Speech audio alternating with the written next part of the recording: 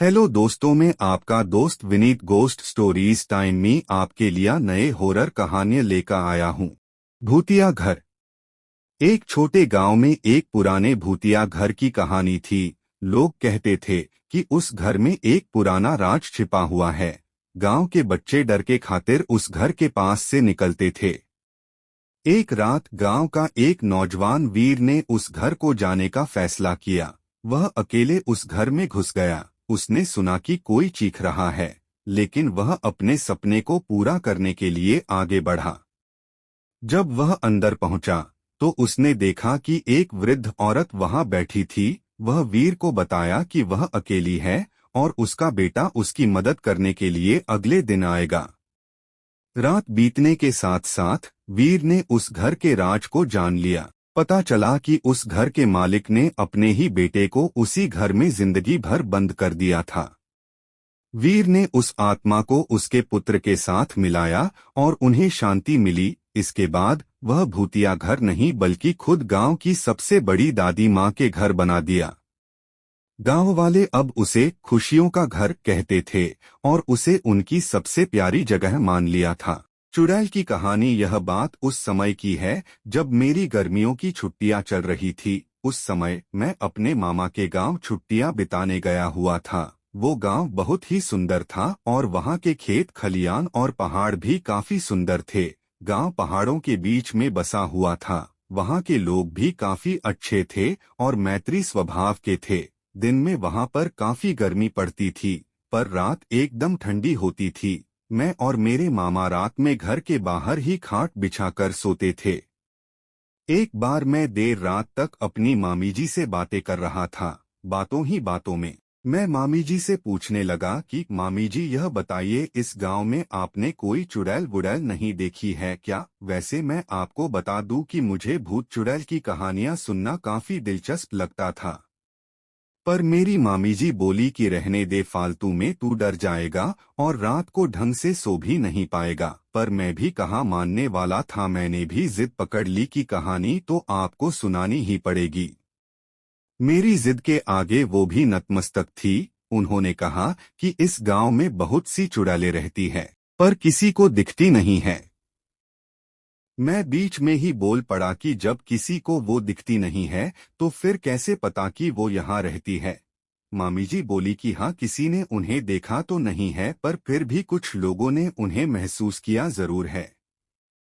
मैं बोला कि क्या आपने उन्हें देखा या महसूस किया है? मामी जी हाँ शायद है। हाँ हाँ हाँ। मामी जी आप मुझसे मजाक मत करो, अगर आपने देखा है तो बताओ, मैंने उनसे पूछा। उनका जवाब नहीं में था। मुझे उनसे कहानी सुननी थी, पर उन्होंने मुझे कोई कहानी नहीं सुनाई। मैं बाहर जाकर अपनी खाट पर लेट गया। मामा पहले से ही सो चुके थे। मैं भी सोने की कोशिश कर रहा था, पर ना जाने क्यों मुझे नींद ही नहीं आ रही थी। मैं बस उन्हीं सब चीजों के बारे में सोच रहा था कि ना जाने कब मुझे नींद आ गई। मुझे सही से तो नहीं पता, पर शायद आधी रात को मेरी नींद अचानक से किसी के पैरों की आवाज से खुली। उस समय मेरे मामा जी तो सो ही रहे थे। मैं आश्चर्य में था कि इतनी रात को कौन हो सकता है, पर मेरी इतनी हिम्मत नहीं हो रही थी कि मैं खाट से उठकर पीछे देखूं कि कौन चला आ रहा है। उस समय मैं थोड़ा डरा हुआ भी था, क्योंकि उस रात मैं मामी जी से भूत चुड़ैल की बातें कर रहा था। मैंने सोचा कि चुपचाप होकर देखता हूँ कि कौन है। धीरे धीरे वो आवाज बढ़ती जा रही थी। वो जो कोई भी था धीरे धीरे मेरे पास आ रहा था। मैंने देखा कि एक बूढ़ी सी महिला थी जिसने काले रंग की साड़ी पहन रखी थी और वो झुककर चल रही थी। वो मुझसे अब थोड़ा आगे निकल गई और एक जगह जाकर रुक गई। मैं अब भी उसे ही देख रहा था और सोच रहा था कि ये क्यों रुकी है, कि तभी वह पीछे मुड़ी। जहां वह रुकी थी वहां बल्ब की हल्की सी रोशनी पड़ रही थी। मैंने उसका चेहरा देखा और सच कहूं तो मैं उसका चेहरा देखकर डर गया। उसकी नाक लंबी थी और उसके चेहरे पर अजीब सी डरावनी हंसी थी। उसकी आंखें ऐसी लग रही थी जैसे वो मुझको ही देख रही है। मैंने अपनी आंखें बंद कर ली और चुपचाप ऐसे दिखाने लगा जैसे मुझे कुछ भी नहीं पता हो। थोड़ी देर बाद मेरे कानों में एक आवाज आई, है। तुझे क्या लगता है मुझे नहीं पता चला कि तू मुझे देख रहा है? मैं एकदम से नींद से उठा। सुबह होने में अभी भी कुछ समय बाकी था। मैं बोला, भगवान का लाख लाख धन्यवाद है कि यह एक सपना था। दोपहर के समय गांव के ही एक घर में लोगों का जमावड़ा, भीड़ लगा था। सब लोग चिल्ला रहे थे कि इस पर चुड़ैल आई है। मैं भी उनकी ही भीड़ में खड़ा था। सामने एक महिला पागलों की तरह हरकतें कर रही थी। सब लोग बोल रहे थे कि इस पे चुड़ैल का साया है। कोई कह रहा था कि रात को यह बाहर पेशाब करने गई फिर लौटी ही नहीं। सुबह यह गांव के आखिर में उगे बरगद के पेड़ पर बैठी थी और कुछ गांव वाले इसे वहां से लेकर आए हैं। वो सबको देखकर हंस रही थी। एक समय ऐसा भी आया जब उसने मेरी तरफ देखा और हंसते हुए बोली कि तुझे क्या लगता है मुझे नहीं पता चला कि तू मुझे देख रहा है? मैं समझ गया था कि मैंने जो रात में देखा था वो मेरा सपना नहीं बल्कि हकीकत थी। मैं बहुत डर गया और वहां से भाग गया। अगले ही दिन मैंने मेरे मामाजी से बोला कि मुझे मेरे घर छोड़ दो। मुझे नहीं पता कि वो महिला चुड़ैल कौन थी और वो मुझे क्यों दिखी। वो मुझसे क्या चाहती थी। मुझे नहीं पता उस गांव की महिला के साथ उसने क्या किया। पर अब भी मैं उस रात के बारे में सोचता हूँ तो डर जाता हूँ। गुमशुदा गांव। कहानी का पहला भाग। गुमशुदा गांव की कहानी वहां के लोगों के बीच लोकप्रिय थी। कहानी के मुताबिक एक छोटे से गांव में एक पुराने मंदिर के पास एक अजीबोगरीब घटना हुई थी। गांव के लोग इसे एक भूतिया और डरावना स्थान मानते थे। वहां के लोगों के अनुसार रात को जब तारे और चांदनी अब नजर नहीं आते थे तो मंदिर से अजीब आवाजें आने लगती थीं। कई लोग ने दावा किया कि उन्होंने उस जगह पर भूतों को देखा है। इस कहानी के प्रमुख किरदार एक युवक था जिसका नाम विक्रम था। विक्रम गांव के अन्य लोगों की तरह उस मंदिर की कहानियों को भी नकारता था। वह विज्ञान और तकनीक में विश्वास करता था और इसे सिद्ध करने के लिए निरंतर प्रयासरत रहता था। एक रात विक्रम ने अपने दोस्तों से साथ लेकर मंदिर की ओर अपना कदम बढ़ाया। चांदनी की कमी के कारण रास्ता काफी अंधेरा था। उन्होंने मंदिर के दरवाजे को खोलकर अंदर की ओर प्रवेश किया। जैसे ही वे मंदिर के अंदर प्रवेश किए, एक अजीब सी सुनसानता उन्हें महसूस होने लगी। विक्रम ने अपने दोस्तों से इसे नजरअंदाज किया और उन्हें अपने अनुसार जाने के लिए कहा। वे बड़े रोमांच से उनके पीछे चले गए। कहानी का दूसरा भाग जल्द ही। कहानी का दूसरा भाग।